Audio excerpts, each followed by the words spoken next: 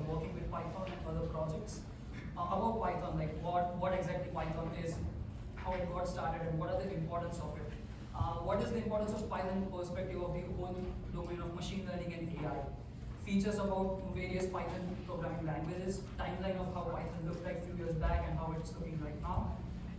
We'll switch on to a workshop, a hands-on, like we will be practicing few commands that are like the most popular ones that we and Hari picked out over the last week, and which are mostly useful in any kind of machine learning application you will be finding throughout your graduate career in the industry. And at the end, we have a demonstration of what exactly classification looks like. So we'll be working on an iris data set, which is one of the most popular data set created by the academia over here, and we'll actually make you go through the whole code and what exactly it means to apply Python in a machine learning application. So this is how it's going to look like. So, okay, a bit about me. Who am I? So, before I joined ASU, I did my bachelor's in information and communication technology in India. My first and official experience with Python was my internship in Singapore at VNTU University.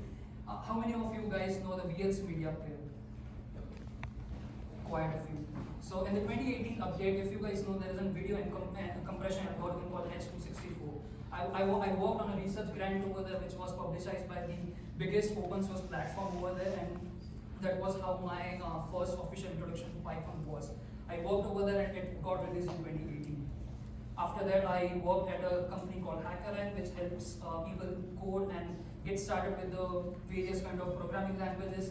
I created data sets majorly pertinent to machine learning and Python, but HackerRank provides with over 30 languages. And then I joined over here at ASU. I worked with a professor and a Nobel laureate called Professor Frank Winczek. He's with the Physics department, and I worked on image segmentation and image processing for art authentication systems. And other few internships that I have been using Python on a daily basis, and apart from that I have been working, I got started in my first year, and it has been over 6 years I have been working with Python in industry and in research. Apart from that, I also create YouTube videos where people can get started with machine learning and how exactly machine learning looks like in the whole industry, and how people can get started. What exactly machine learning, everybody's talking about it, but what exactly it looks like. Okay.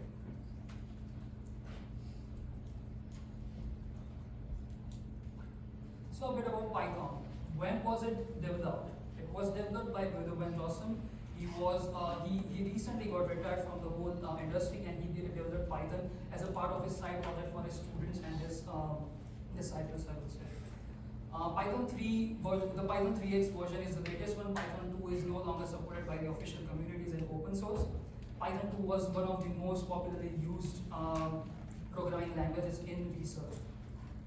It has been considered Python to be a much more higher level programming language. Many people ask me, why should I learn Python if I know C++, Java, and other programming languages? We'll find out why do we exactly need to learn Python. Python is not just an easy language, but it has created its own space in the whole research and academia.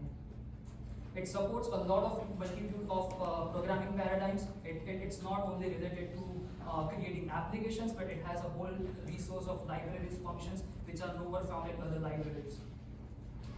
And also, Python is one of the only languages being used by non-computer science people. I have a lot of friends who don't have any backgrounds with the whole computer science with them, but still they can code better than me. So Python is as easy as that, because it just requires you to implement logic. That's the beauty of Python. So these are some of the features I consider Python to be outstanding, and no other language even comes near to it. When it's the application on the other hand is AI or machine learning. And one of the biggest one over here is the large standard library and active community. Once you start working with the machine learning applications, one thing that you realize that C and C++ really lack is the application of mathematical functions and libraries, differentiation. It's so hard for you to implement CNNs and RNNs and other kind of applications if you are sticking with C++. But with Python, you can actually do that in one line of code. And various other applications. So why is machine learning using Python so much? Even other communities can be developed around C++. Why only Python? From a software engineering perspective, because Python is, it has been built on a C++ platform. So Guido and Nuzum actually use C++ frameworks to implement this library. But the biggest thing and the most outstanding thing is it's highly optimized. When we are implementing a machine learning model, there are tons and millions of computations being done in every millisecond. But Python is the only language which is optimized to a very system code level. And if for example, if I ask you guys to implement a function in C++, you won't be able to do it in as optimized manner as in Python it's already implemented. It's highly scalable. Guido van Rossum actually worked at Google when he extended the whole Python application, and Google actually uses in various of its backend Python language to scale data and provide you recommendations. And whenever you type on a Google, there are actually petabytes of data being analyzed and indexed to give you the results. How it is done? It's done on Google servers using Python at some part of the backend. And one of the third part and the most important one for us over here is ML. It has made ML really accessible. People like us who don't really understand or not fully understand how the mathematics of certain algorithms look like, but you can use them to actually see results of various image segmentation and classifications, and you can do that on your laptop in a very accessible manner, thanks to our Python. And just a few of the different, like few of the mathematical operators that it has really made a joke for all of us, because as long as you implement these libraries, you actually don't worry of what differentiation looks like. If I gave you on pen and paper that it differentiates this for me, half of the class won't be able to do that. But Python does that in one line and nobody really cares nowadays about it. It has made mathematics a joke for a lot of computer science people. So just to give you a brief overview, why you should learn Python. This is how the timeline looked like when people asked what is the best programming language in 2012. A lot of data scientists, machine learning wasn't even like in the whole accessible domain. People were just talking about data science and data science applications, data analysis. A lot of people were using R. R is a Python programming language, Python-based programming language, I would say, and a lot of people were using R. Python was just barely making the standards. But what does it look like 5 years later? This is how Python has really emerged, not in just research, but in industry too. A lot of companies have switched to Python-based applications to their own core and money-making model.